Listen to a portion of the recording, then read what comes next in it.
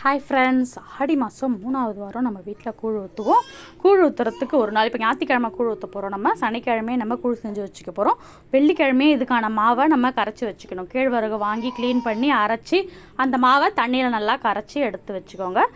சனிக்கிழமை ஒரு ஈவினிங் 4:30 போல் நம்ம இதை ரெடி பண்ணுறோம்.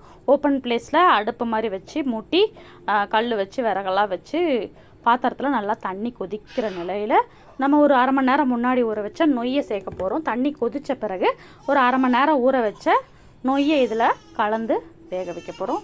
உப்பெல்லாம் எதுவுமே போட தேவையில்லை. நல்லா ஊற வச்ச ஒரு அரை மணி நேரம் ஊற வச்ச நொய்யை நம்ம இப்போ இதில் சேர்த்துருக்குறோம். இது புழுங்கலரிசி நொய். பச்சரிசி நொய்யை விட புழுங்கலரிசி நொய் நல்லாயிருக்கும். நல்லா கலந்து விட்டுக்கோங்க. ஒரு 3/4 பதம் வெந்த பிறகு நம்ம கரைச்சி வச்ச மாவை ஊற்றணும். இப்போ நல்லா கொதிக்குது பாருங்கள். இந்த மாதிரி நல்லா கொதிக்கணும். கொதித்த பிறகு அப்பப்போ எடுத்து செக் பண்ணி பார்த்துக்கோங்க. நல்லா ஒரு 3/4 வெந்த பிறகு நம்ம கரைச்சி வச்ச மாவை ஊற்றிடலாம். நம்ம முன்னாடியே ஒரு நாள் முன்னாடி கரைச்சி வச்சுருக்கோம்ல, அது நல்லா புளிச்சு வந்திருக்கும். அதில் நல்லா இன்னும் தண்ணி கலந்து ரெடி பண்ணி இப்போ நம்ம அதில் ஊற்ற போகிறோம். ஊற்ற நம்ம கலரி விட்டுக்கிட்டே இருக்கணும். ஏன்னா கட்டி கட்டியாக ஆகிடக்கூடாது. அதே மாதிரி அடுப்பும் ரொம்ப அனல் அதிகமாக இல்லாமல் மீடியமாக கீழே எரியிற மாதிரி வச்சுக்கிட்டு இந்த மாதிரி கலந்து விட்டுக்கிட்டே இருங்க.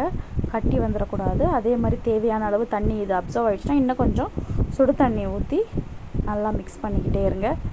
3/4 வெந்துருச்சு. இந்த மாவு வேகிறதுக்கான டைம் மட்டும் இன்னும் கொஞ்சம் நேரம் இப்படி கிண்டிக்கிட்டே இருந்தீங்கன்னா இந்த அப்சர்வ் ஆகி நல்லா வெந்து வந்துடும். ஏற்கனவே 3/4 வெந்துருச்சு. இந்த மாவு வேகிறதுக்கும் மீதி 1/4 வேகிறதுக்கும் கரெக்டாக இருக்கும். நீங்கள் மேலே தொட்டு பார்த்தீங்கன்னா கையில் ஒட்டாமல் வரும்போது இறக்க வேண்டிய பக்குவம் வந்துருச்சுன்னு அர்த்தம். தொட்டு பார்த்தீங்கன்னா இதோட ப்ரப்போர்ஷன் சொல்ல மறந்துட்டேன்.